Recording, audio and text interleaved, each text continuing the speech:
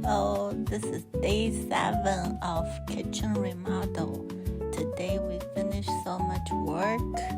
All the appliances is installed. As you can see, this is the beginning of the day.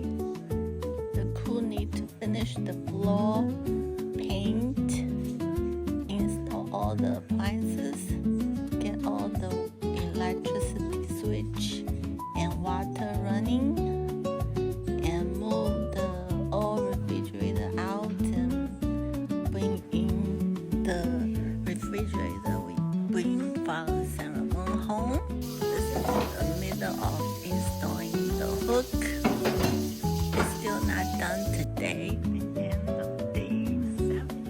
By the end of the day, all the appliances installed, the refrigerator is working, the water is running, the window is clean, and all the light switch is on. I have 6 lights, 6 recessed light in the kitchen, 4 in the family room.